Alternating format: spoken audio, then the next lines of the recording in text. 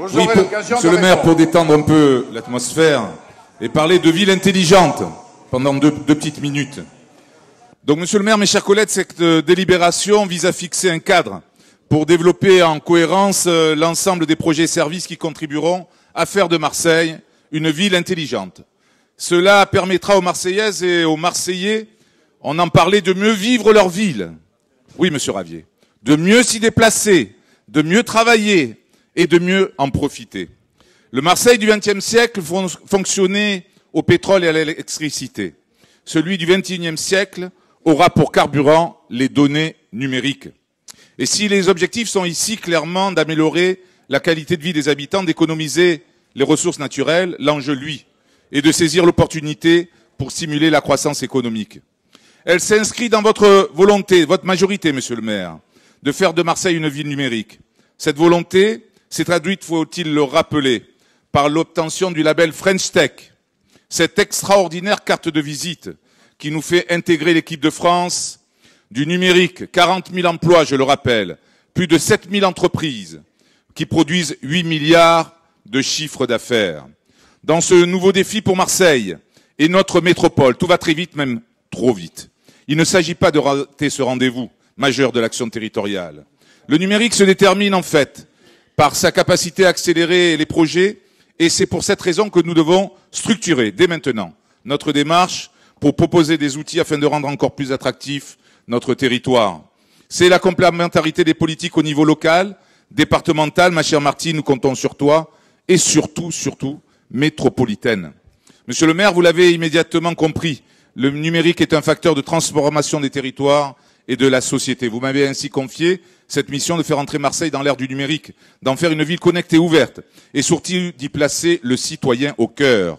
Et je vous en remercie. On parle du mieux vivre ensemble.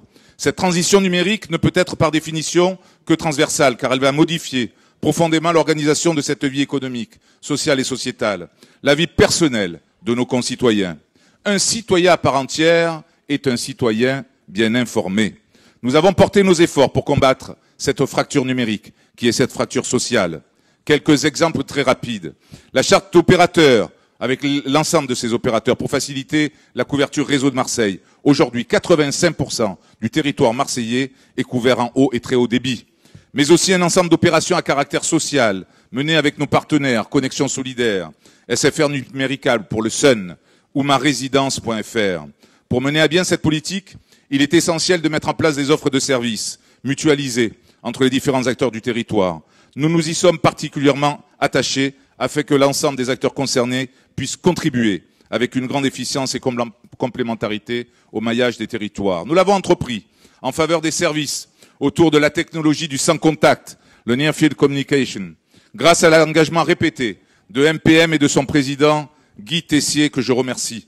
Cela passe par une infrastructure haut et très haut débit, des équipements de collecte et de transmission des données, les capteurs, les caméras, les bornes, des data centers et des outils de traitement de la donnée, que je confirme, le big data ne sont jamais des données individuelles et nominatives. Nous avons appliqué cette démarche dans tous les domaines qui contribuent à la gestion d'une ville. L'aménagement urbain, la création de quartiers attractifs, connectés, durables, les bâtiments intelligents, les smart grids et la gestion durable de l'énergie.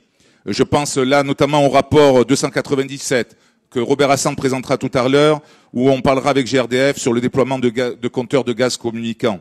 L'économie et l'attractivité du territoire, l'emploi, développement d'entreprise, la gestion urbaine, la mobilité, déplacement, circulation, stationnement, transport, l'écomobilité, etc. La citoyenneté, le lien social, les services aux citoyens, la réduction de cette fracture sociale. Cette transformation de Marseille se fait en plaçant, je le répète, le citoyen au cœur du dispositif dans une relation de confiance numérique.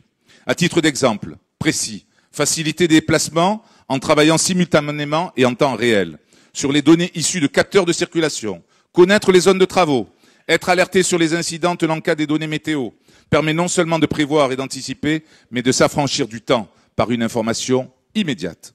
Autre exemple, combiner les données concernant les événements festifs ou manifestations, circulation, permet de proposer des solutions adaptées de transport de stationnement. Analyser les différentes demandes qui proviennent des usagers par tous les canaux permet d'évaluer les situations les plus sensibles.